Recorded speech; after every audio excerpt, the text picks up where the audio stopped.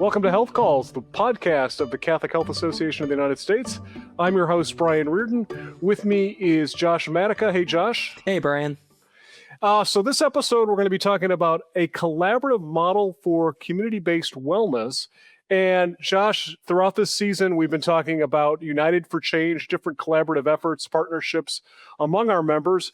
And this episode came about because of an article that appeared in the current issue of Health Progress, the winter issue, 2026 issue. It was entitled Healthspan, Reimagining Whole Person Wellness as a Community Goal.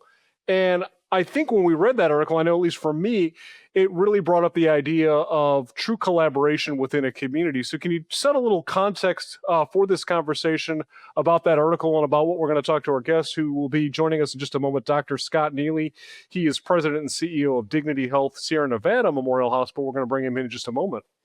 Yeah, and I hope Dr. Neeley isn't too uncomfortable because I'm going to read a little bit of just a small portion of his article. I remember when I was first reading it and doing some research, where I really started to get interested was when he started talking about the concept of body-mind as one word. And maybe it's because I read a little too much Orwell as a teenager, and that stood out to me. But I started reading through this article in terms of how he talked about this biomedical model that was a little bit not outdated, but it's not adequate, I believe, were the words that Dr. Neeley used in his article for how we see wellness and how we see health in a community. And really, I remember I tagged this line from the article, and I'm going to go ahead and read it. And for our listeners, we'll have the article linked in the show notes as well. These findings remind us that health is not produced in isolation, but in community. The relationships that sustain us, families, friendships, neighborhoods, and peer groups constitute a form of public health infrastructure every bit as essential as hospitals and clinics. I mean, I think those words right there are justification enough for the United for Change theme and how this fits in. But I just think that this concept that this article builds out and that Dr. Neeley is working with is so unique in how it reimagines community and partnership and collaboration and creativity as a mode of pursuing wellness and health and inside of a community, outside of just, you get sick, you go to a doctor or a hospital. So I'm really excited for him to talk to our listeners and tell them about what's going on in the work that he and his colleagues are doing. Yeah, Josh, and if we've talked about whole person care in different episodes on this show, really it's all about the power of relationships and connection. And so I think we're going to get into a little bit of this conversation. Again, we're going to bring in Dr. Scott Neeley. He serves as president and CEO of Dignity Health Sierra Nevada Memorial Hospital. Dr. Neeley, welcome to the show. Oh, thanks, Brian. Great to be here. And hi, Josh. Yeah, and thanks again for authoring the HP article. And I guess to start off, for maybe our listeners who haven't had a chance to read the article, it might be helpful if you could give some background on how Healthspan Nevada County, and that's again in California, got started, and what are some of the overall goals of the program? Healthspan Nevada County grew out of some conversations that we began to have in our community, really at this point going back a couple of years. The people who live in Nevada County are concerned about health. They're concerned about health care, just like people are throughout this country. And they have a lot of questions about what appears to them to be, a lot of dysfunction in our current healthcare system. And as we had those conversations, I began to point out that our medical care delivery system, as opposed to how it is sometimes represented in the media, is far from being broken. In fact, it works as designed. We have a healthcare delivery system that is designed to take care of people who are ill, that is designed to help people manage chronic illness, and obviously also is designed to help people with injuries and help with things like maternity care. But our system really has never had a design or a purpose of helping people to pursue health, to stay healthy in the first place. We're really good at sick care. We're really, really good at taking care of people with severe illness, with injuries. Fantastic when people are in the system at taking care of maternity care. But it really has never been a strength of the medical delivery system to help people be healthy. And a lot of that is because health arises from far more than the medical care that we get. It's like 80%, right? You know, if you look at statistics, like only 20% of a person's health is really fact or influenced by maybe the clinical aspects of it. The 80% is really about the environment they live, the relationships they have, right? It's about our genes. It's about our choices. It's about what's oftentimes called social determinants of health. And it's a lot about the cultural milieu that we live in. You know, for example, an area that is just beginning to be understood, for example, is the very important role that stress and trauma, what we might sometimes call chronic toxic stress, play in people developing chronic illness. The more we look, the more we find that chronic illness is oftentimes preceded by and perhaps even strongly influenced by either very stressful events or traumas that people experience in youth or even in adulthood. And so there is, simply put, so much more that goes into actually being healthy than the medical care that we get. And this platform that we are building in Nevada County is an attempt to help people sort of gain that understanding, gain that insight, and to, as a community of people, as a culture, to pursue health. Again, through building those connections, through building the resources that support healthy living, and through community, because we have a starting belief that community can be an incredibly powerful tool in supporting people to live healthy lives. And as we look at the model, and again, you kind of, there's a table or a graphic in the health progress article that really shows the 4 focus areas. And I'm interested how the collaborative came up with these 4 focus areas, which are movement, connection, food, and the 4th one is youth and learning. How were those identified? And can you talk a little bit more about why they're important? To begin with, when you look at the science, there are very, very few, if any, factors more important to healthy living than, number one, what we ingest, number two, whether we are active with our bodies, whether we engage in healthy movement, and the type of social connections and purpose that we live with. That connection one is incredibly broad, and we could obviously go into more detail on that. But those 3 areas are very, very solidly supported in the literature in terms of their importance in people's individual health. The 3rd area, youth and education, we chose for a couple of reasons. Number one, getting to people early is a tremendous opportunity. The earlier that you start with following the principles of living a healthy, purposeful life, the more benefit, the more bang for the buck.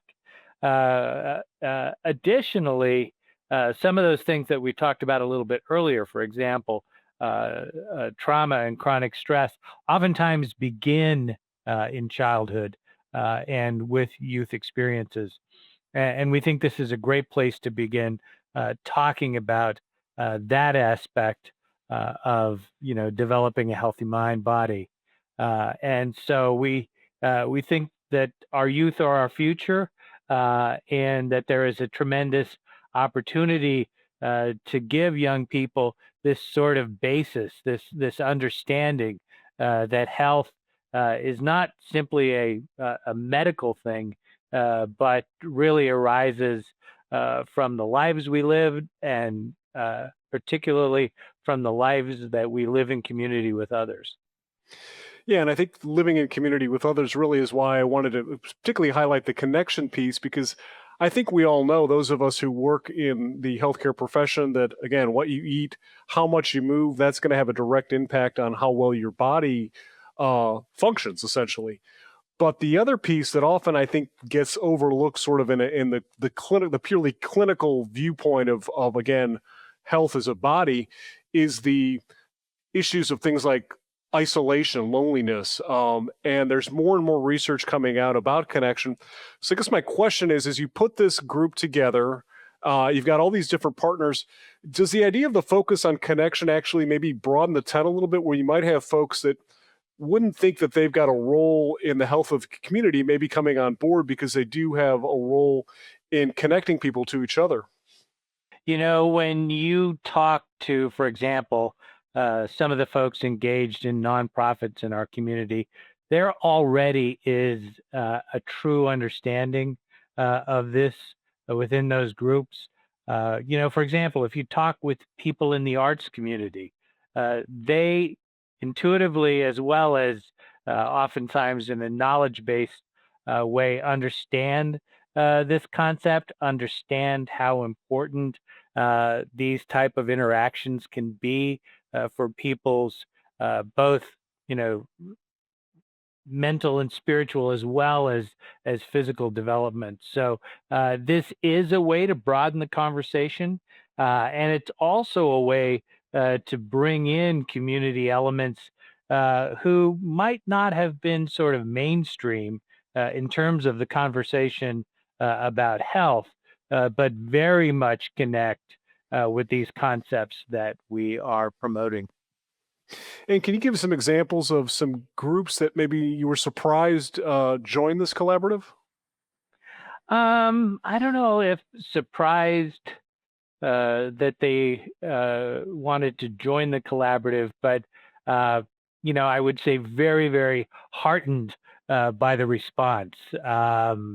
Again, we really have some really robust involvement with the arts in Nevada County, dance, theater, music, and these groups have enthusiastically embraced this. Uh, we have some great organizations involved in putting healthy food in front of people in our community.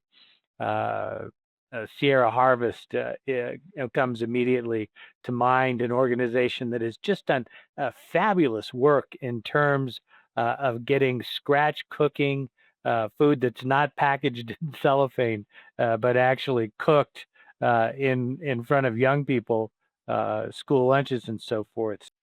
And from sort of a day-to-day practical perspective, how do these groups interact? Do they have convenings once a month? How do they get together to sort of share best practices, or figure out how they might work more closely together in enhancing one program, or maybe coming up with a new approach to providing services to the community that make them more healthy? Well, I think the nonprofits in Nevada County have had a fairly connected culture for a long time. I actually am hopeful and see signs that Healthspan may be a platform for perhaps more organized collaboration amongst some of these groups. We have had a couple of convenings so far to really talk conceptually and to sort of assess interest in being more active participants. We had several of the nonprofits actively involved in brainstorming and creating our white paper. And going forward, I expect that this will be a platform where we really do have sort of regular check-ins. And as we have begun to develop the governance structure, we're looking at how to fairly broadly involve the nonprofits who are interested in sort of key areas to participate with us.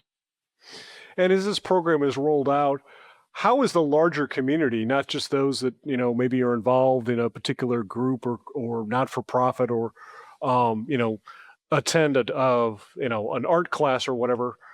How do you sort of get the community really more involved? And again, what we talked about earlier, this notion that a hospital is not really necessarily responsible for your overall wellness. It takes more than that. Again, like you said, a hospital, a health system, a physician practice can come in when there's a condition that needs treatment, but it's really all of our responsibility to be healthy, and it really does take that connection with others in the community. So I guess the question is, how has this been received in the broader community? I would say to the extent that the broader community is beginning to sort of uh, hear about and get a feel for what we're proposing, it's been an incredibly positive reception. But we've got a long ways to go because at this point in time, the folks who are dancing are those who already have a deep appreciation for the concepts that we're talking about. And where we need to go in the future is a much broader understanding of these principles and really getting to the folks where there is the greatest opportunity for change, the greatest opportunity to make a difference, and hopefully in the end the greatest opportunity to kind of bend the curve in terms of this epidemic of chronic illness that we are seeing kind of dominate the healthcare landscape. And my last question before I bring Josh in and we wrap things up is, for those listening, and again, our audience is primarily those who are working in Catholic healthcare. How replicable is this model that you've created in Northern California for other parts of the country? I believe that this is an approach that can be broadly embraced across the country. I'm sure that the solutions are going to look different in different communities. One of the reasons that I was so interested in doing this in Nevada County is that I do see it as very fertile ground. It's a relatively small community. We're talking about approximately 100,000 people, and there already is a pretty strong appreciation for things like outdoor life and activity and high quality food and culture and community. So I think it is fertile ground, and I'm sure this would be a much different lift in an urban environment. But the fundamentals that we are talking about are very sound.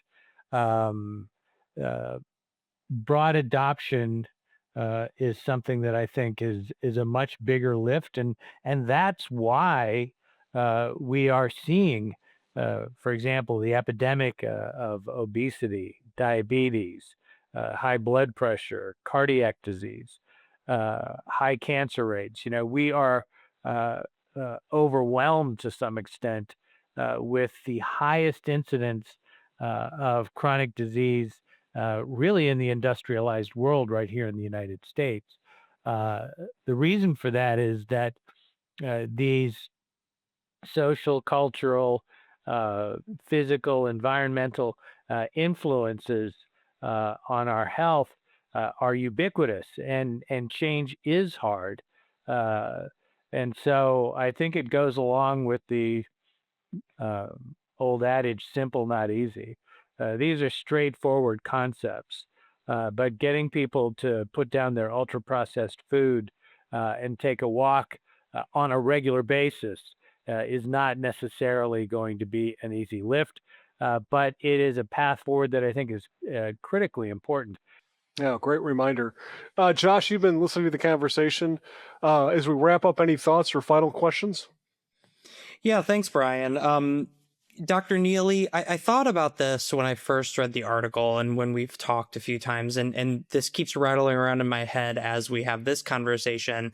But I'm reminded of the old proverb that I believe says, society grows great when old men plant trees in whose shade they know they shall never sit in.